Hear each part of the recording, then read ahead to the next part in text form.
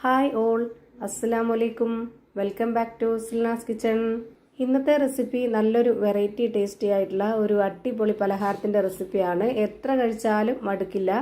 അതുപോലെ തന്നെ ഒരു തവണ ഇതുപോലെ ഒന്ന് ഉണ്ടാക്കി കഴിച്ചു കഴിഞ്ഞാൽ പിന്നെ നമുക്ക് ഏത് സമയവും ഇതേപോലെ തന്നെ ഉണ്ടാക്കി കഴിക്കാൻ വേണ്ടി തോന്നും. അത്രയും ടേസ്റ്റി ആയിട്ടുള്ള ഒരു അടിപൊളി റെസിപ്പിയാണ്.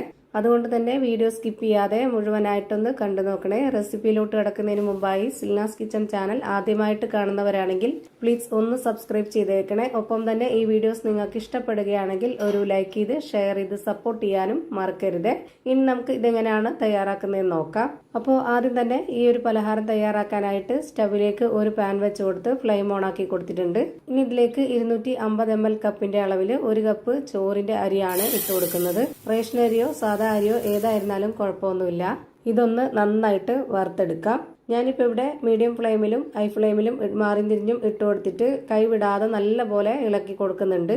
ഈ അരി 3-4 പ്രാവശ്യം നന്നായിട്ട് കഴുകിയെടുത്തതിന് ശേഷം അരിപ്പിലിട്ടിട്ട് വെള്ളമെല്ലാം ഊറ്റിക്കളഞ്ഞതിന് ശേഷമാണ് ഞാൻ ഈ ഒരു കപ്പിൽ അളന്ന് ഇതിലേക്ക് ഇട്ട് കൊടുത്തിട്ടുള്ളത്. ഒരു 3-4 മിനിറ്റ് ആകുമ്പോഴേക്ക് ഇത് നന്നായിട്ട് ഈ ഒരു പരുവത്തിൽ ആയി കിട്ടും. ഇപ്പോൾ ഇത് നന്നായിട്ട് വറുത്തെടുത്തിട്ടുണ്ട്. ഇനി നമുക്കിതിൻ്റെ ഫ്ലെയിം ഓഫ് ചെയ്യാം. പിന്നെ ഇതിൽ തന്നെ വെച്ചിരിക്കരുത്, അപ്പോൾ ഇത് കരിഞ്ഞു പോവും. അതുകൊണ്ട് ഇത് വേറൊരു പാത്രത്തിലേക്ക് മാറ്റുന്നുണ്ട്. ഇനി ഇത് നന്നായി തണുത്ത് പോകുന്നതിന് മുമ്പ് പെട്ടെന്ന് തന്നെ ഒരു പകുതി ചൂടാറിയതിന് ശേഷം മിക്സിയുടെ ജാറിലേക്ക് ഇട്ട് കൊടുത്തിട്ട് ഒന്ന് പൊടിച്ചെടുക്കണം. ഞാനിപ്പോൾ ഇതിലേക്ക് മുഴുവനായിട്ടും ഇട്ട് കൊടുത്തിട്ടുണ്ട്. ഇനി ഇതൊന്ന് പൊടിച്ചെടുക്കാം. അങ്ങനെ പൊടിച്ചെടുത്തതിന് ശേഷം ഞാനിവിടെ ഈ ഒരു പാത്രത്തിലേക്ക് വീണ്ടും മാറ്റിയിട്ടുണ്ട്. അടുത്തതായി സ്റ്റവിലേക്ക് ഒരു പാൻ വെച്ച് കൊടുത്തതിന് ശേഷം ഫ്ലെയിം ഓൺ ആക്കി കൊടുത്ത് ലോ ഫ്ലെയിമിൽ ഇട്ട് കൊടുത്തിട്ടുണ്ട്. അടുത്തതായി ഇതിലേക്ക് വറുത്ത റവയാണ് ഞാൻ എടുത്തിട്ടുള്ളത്. 250 ml കപ്പിന്റെ അളവിൽ 1/4 കപ്പ് റവ ഇതിലേക്ക് ഇട്ട് കൊടുത്തിട്ടുണ്ട്. റവ വറുത്തതോ വറുക്കാത്തതോ ഏതായിരുന്നാലും കുഴപ്പമില്ല. ഇതുപോലെ ഒന്നുകൂടി വറുത്തെടുക്കണം. ഇനി ഇതിലേക്ക് ഒരു മുറി തേങ്ങ ചിരകിയതാണ് ഇട്ട് കൊടുക്കുന്നത്. ഇനി ഇതിലേക്ക് നെയ്യ് ഒഴിച്ചു കൊടുക്കാം. ഒരു 2 ടേബിൾ സ്പൂണോളം നെയ്യ് ഒഴിച്ചു കൊടുക്കാം. ഈ തേങ്ങയും റവയും കൂടെ ഈ ഒരു നെയ്യിൽ നന്നായിട്ട് വറുത്തെടുക്കാം. അപ്പോൾ നല്ല ടേസ്റ്റും നല്ലൊരു മണമൊക്കെ ആയിരിക്കും. നെയ്യില്ലാന്നുണ്ടെങ്കിൽ ബട്ടറിൽ വേണമെങ്കിലും ചെയ്തെടുക്കാം. പക്ഷേങ്കിൽ നെയ്യിലാണ് കുറച്ചുകൂടി ടേസ്റ്റും മണമൊക്കെ ഉള്ളത് ഈ ഒരു രീതിയിൽ ചെയ്തെടുക്കുന്ന പലഹാരത്തിന്.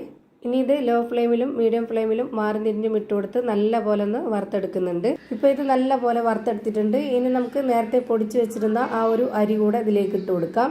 ഇനി ഇതിലേക്ക് ഒന്നുകൂടെ ടേസ്റ്റ് കൂടാനായിട്ട് 2.5 ടേബിൾ സ്പൂൺ അളവിൽ പാൽപ്പൊടി ഇട്ട് കൊടുക്കുന്നുണ്ട്. ഫ്ലെയിം ഓഫ് ചെയ്തതിന് ശേഷം ആ ഒരു ചൂടോട് കൂടിയാണ് ഞാനിവിടെ ആ ഒരു അരി വറുത്തതും അതുപോലെ തന്നെ പാൽപ്പൊടിയും കൂടെ ഇട്ട് കൊടുത്തിട്ട് ഇതുപോലെ നന്നായിട്ടൊന്ന് യോജിപ്പിച്ചെടുക്കുന്നത്. ഇതുപോലെ എല്ലാം കൂടെ നന്നായിട്ടൊന്ന് യോജിപ്പിച്ചെടുത്ത ശേഷം ഒരു പാത്രത്തിലേക്ക് മാറ്റുന്നുണ്ട്. ഇതുപോലെ ഓരോന്നും ഘട്ടമായിട്ട് ചെയ്തെടുക്കണം. എന്നാലേ നല്ല പെർഫെക്റ്റ് ആയിട്ടും നല്ല ടേസ്റ്റ് ആയിട്ടും കിട്ടുള്ളൂ. ഇനി ഇതിലേക്ക് ഞാനൊരു 4 ടേബിൾ സ്പൂൺ അളവിൽ പഞ്ചസാര ഇട്ട് കൊടുക്കുന്നുണ്ട്. ആ ഒരു മധുരത്തിനെ ബാലൻസ് ചെയ്യാനായിട്ടുള്ള ഒരു നുള്ളു ഉപ്പും ഇട്ട് കൊടുത്തതിന് ശേഷം ഇതുപോലെ നന്നായിട്ട് ഇളക്കി യോജിപ്പിച്ച് കൊടുക്കുന്നുണ്ട്. ആ ഒരു പാനിൽ തന്നെ ചൂടോടുകൂടി വെച്ചിരുന്നതിന് ശേഷം നമ്മൾ ഇതുപോലെ പഞ്ചസാര ഇട്ട് കൊടുത്തു കഴിഞ്ഞാൽ അത് അലിഞ്ഞ് നന്നായിട്ട് കട്ടയായിട്ട് പോകും. അങ്ങനെ വരാതിരിക്കാനാണ് ഇതുപോലെ പാത്രത്തിൽ ഇട്ട് കൊടുത്തതിന് ശേഷം കുറച്ചൊന്ന് ചൂട് കുറഞ്ഞതിന് ശേഷമാണ് ഞാൻ ഇതിലേക്ക് പഞ്ചസാര ഇട്ട് കൊടുത്തിട്ടുള്ളത്. കഴിഞ്ഞില്ല, ഇനി നമുക്കിതിലേക്ക് ഒരു കാര്യം കൂടി ചേർത്ത് കൊടുക്കാനുണ്ട്. അതിനായിട്ട് സ്റ്റവിലേക്ക് ഒരു പാൻ വെച്ച് കൊടുത്തതിന് ശേഷം ഫ്ലെയിം ഓൺ ആക്കി കൊടുത്തിട്ട് കുറച്ച് നെയ്യ് ഒഴിച്ചു കൊടുക്കാം. ഞാനിവിടെ ഒരു 4 ടേബിൾ സ്പൂണിൻ്റെ അളവിലാണ് നെയ്യ് ഒഴിച്ചു കൊടുത്തിട്ടുള്ളത്. ഈ നെയ്യ് നന്നായിട്ടൊന്ന് ചൂടായിട്ട് വരട്ടെ. ഇതിലേക്ക് കുറച്ച് സബോള കട്ട് ചെയ്ത് ഇട്ട് കൊടുക്കാം. ചെറിയ ഉള്ളി ആണെന്നുണ്ടെങ്കിൽ അതായിരിക്കും കൂടുതൽ നല്ലത്. ഞാനിവിടെ സബോളയാണ് ചെറുതായിട്ട് കട്ട് ചെയ്ത് ഇതിലേക്ക് ഇട്ട് കൊടുത്തിട്ടുള്ളത്. അതിൻ്റെ ഒപ്പം തന്നെ കുറച്ച് തേങ്ങ കട്ട് ചെയ്തിട്ട് ഇട്ട് കൊടുത്തിട്ടുണ്ട്. ഇനി ഇതുകൂടെ ഒന്ന് നന്നായിട്ട് വറുത്തെടുക്കാം. അപ്പോൾ ഈ ഒരു ഉള്ളിയുടെയും അതുപോലെ തേങ്ങയുടെയൊക്കെ നെയ്യിൽ മൂത്ത് വരുമ്പോഴുള്ള ആ ഒരു മണവും ടേസ്റ്റൊക്കെ നമുക്ക് ആ ഒരു പലഹാരത്തിൽ കൂടെ കിട്ടും. നല്ല ടേസ്റ്റാണ് ഇങ്ങനെ കഴിക്കാൻ. ഇപ്പോൾ ഇത് നന്നായിട്ട് വറുത്ത് വന്നപ്പോൾ ആ ഒരു മിക്സ് മുഴുവനായിട്ടും ഞാൻ ഇതിലേക്ക് ഇട്ട് കൊടുത്തു. ഇനി ഇത് നന്നായിട്ട് ഇളക്കി കൊടുക്കാം. ഇപ്പോൾ അതിൻ്റെ ഫ്ലെയിമും ഓഫ് ചെയ്ത് കൊടുത്തിട്ടുണ്ട്. ആ ഒരു പാനിൽ തന്നെ വെച്ചിരുന്നിട്ട് ഇത് നന്നായിട്ട് ഇളക്കി യോജിപ്പിച്ച് കൊടുക്കുക. എന്നതിന് ശേഷം നമുക്കിതൊരു പാത്രത്തിലേക്ക് മാറ്റാവുന്നതാണ്. അപ്പോൾ ഇതാ ഭയങ്കര ടേസ്റ്റി ആയിട്ടുള്ള വെറൈറ്റി ആയിട്ടുള്ള ഒരു അടിപൊളി റെസിപ്പി റെഡിയായി കിട്ടി. ഒരു തവണ ഇതുപോലെ ഒന്ന് ട്രൈ ചെയ്ത് നോക്കും. നിങ്ങൾക്ക് എല്ലാവർക്കും ഇഷ്ടമാവും. അപ്പോൾ ഇത്രയേ ഉള്ളൂ ഇന്നത്തെ വീഡിയോ ഇഷ്ടമായാൽ ലൈക്ക് ചെയ്യാനും കമൻറ്റ് ചെയ്യാനും ഷെയർ ചെയ്യാനും മറക്കരുത്.